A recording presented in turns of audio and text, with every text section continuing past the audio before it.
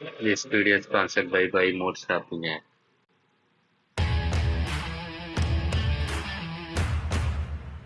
Hi hello welcome and வணக்கம். நான் உங்களுக்கு 2 நிமிஷத்தில் ஒரு குட்டி கதை சொல்ல போகிறேன். இது நம்ம செக்ஷன் ஒரு குட்டி கதை.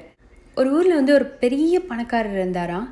அவருக்கு விலங்குகள் வளர்க்குறது அப்படின்னு சொன்னால் பயங்கர ஆர்வமாக. அவரோட வீட்டுக்கு பின்னாடி நிறைய இடம் வச்சு வித்தியாசமான விலங்குகள் வளர்த்துட்டு வந்தாராம்.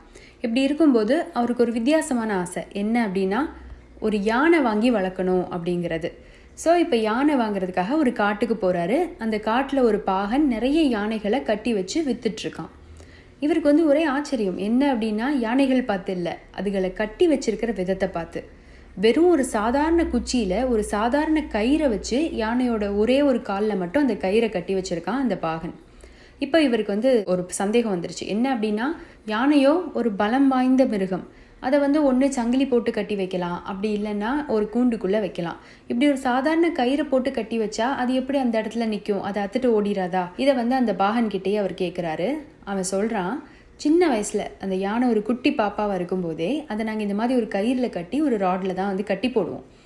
அது கொஞ்சம் கொஞ்சமாக இழுத்து பார்க்கும், ஆனால் அது இழுக்க முடியாது. ஸோ அதை என்ன முடிவு பண்ணிடும்னா, அந்த கயிறு ரொம்ப ஸ்ட்ராங்கானது, நம்ம ரொம்ப வீக்கானவங்கன்னு சொல்லிட்டு அது முடிவு பண்ணிடும்.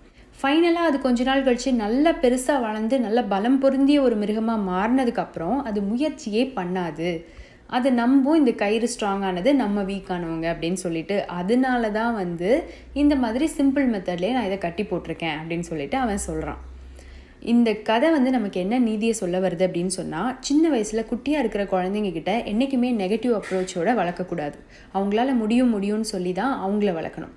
2வது கருத்து என்ன அப்படின்னு சொன்னால், நம்மளை யாராவது ஒருத்தர் ரொம்ப மட்டம் தட்டி உன்னால் முடியாது நீ இவ்வளோதான் அப்படின்னு சொல்லி வச்சாங்க அப்படின்னா, அதை நம்பிட்டு நம்ம அப்படியே இருக்கணும்னு அவசியம் கிடையாது.